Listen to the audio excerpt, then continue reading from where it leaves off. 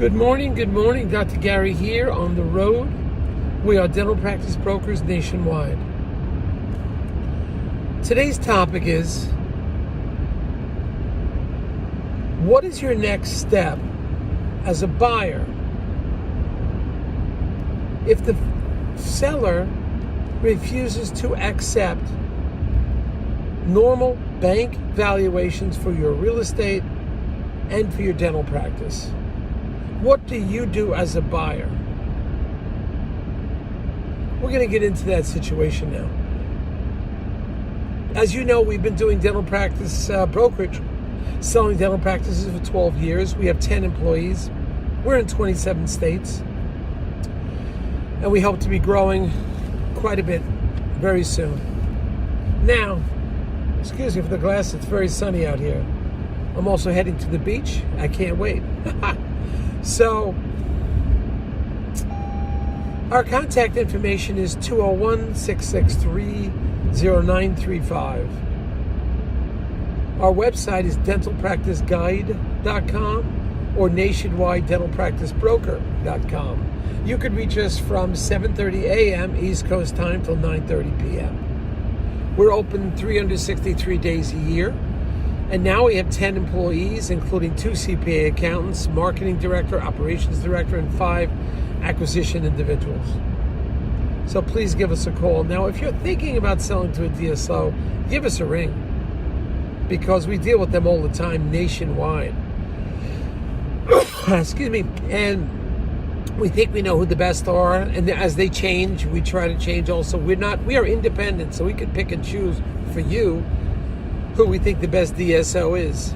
Also, we don't, they will pay our commission. Majority of times, DSO pays our commission, so there'll be no commission to you. And on occasion, based on special circumstance, we can get your legal fees reimbursed upon a successful closing. So give us a call. We'll give you some details on it. If you need an appraisal, call us. All right, what do we have now? Information I give you is current. It's not 6 years old. I give you current stuff as it breaks. We consider ourselves like the cop on the beat or the news reporter from the front lines at a war zone. So, I mean, what do you do in a situation like this? The bank has indicated, based on appraisal of a third party, what they feel the real estate is worth. Secondly, the bank is going to analyze the practice cash flow and come up with valuations. They'll share that with the buyer.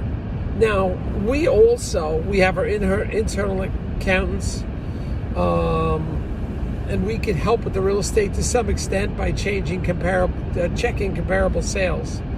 And as far as the dental practice goes, it's real market value.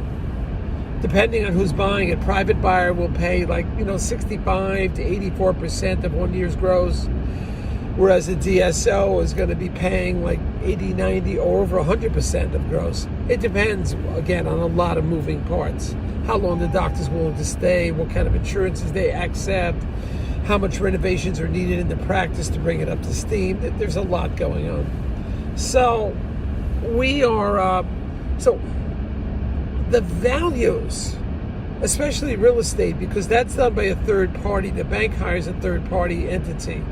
And a lot of, ever since we had that problem in 2008, don't have control of who that entity is. It's a commercial real estate broker. But the banks don't always, they can't control that. It's a random pick, supposedly. So, you have a fair market appraisal. And you, as the seller, are saying, my building's worth more money. Well, what do you do in those circumstances? Instead of arguing with the broker, the buyer, the bank, and the bank has a third market appraisal, go get your own. That is, get a bona fide third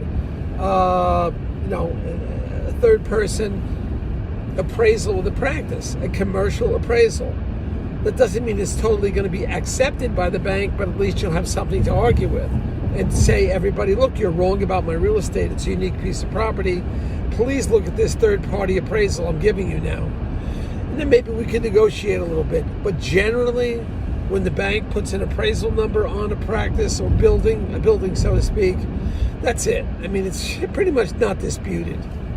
But under certain circumstances you simply don't agree, then go out, you as a seller, get a bona fide commercial appraisal. You may have to get two of them to sort of stand your case. Under those circumstances, we have something to talk to the bank about and something to talk to the buyer about. We'll say to the buyer, these are two bona fide appraisals from commercial real estate brokers who are, in the business every day. They know the downtown X valuations. So this is something that can be pursued. Now, as far as the cash flow analysis or the value of the practice, again, if we were in Canada, I hear you. Practices up there are selling for 1.25 times the gross. California, it's pretty high too, full gross, maybe 85% of gross. That's not a standard, but that's just one of the values that a lot of practices have. It's because there's shortage of supply and demand. But if we were in those areas, Canada, California, yes, we would yield more for your practice. I agree. But we're not in that area. We're in either the southeast United States, northeast, northwest. That's where we are. So you as a seller can keep fighting it and say, look, everybody's wrong. You've got to come up with proof. So on the practice end of it, you would go to a dental CPA accountant and let them create an evaluation. So now you have something to work with. But in the end, you've got to feel free once your market appraisal comes up with something and their market comes close. After a while, you've got to say that somebody must be right. And you got to let it go. You've got to accept it. Now, if you're waiting with everything since 2 years ago or last year, interest rates have gone up. So practices are going to be worth a little bit less money because the cash flow is less. A little more difficult for you to pay it back, but not impossible. And they still do the 100%. But, that's kind of where you're at with that. So you've got to understand market value. We're not in Canada, and offices are on the East Coast. So you've got to understand that market value, where that comes from. And you can dispute it, but you've got to come up with your own. You've got to create your own bona fide appraisals from bona fide real estate fellow to a bona fide dental practice broker or dental management company, whatever it is. Somebody has to come up with a value that you could use to support your position. Then maybe we can have an argument to be made. If not, just let it go and move forward, get the practice and building sold. Just move forward. All right? Thank you.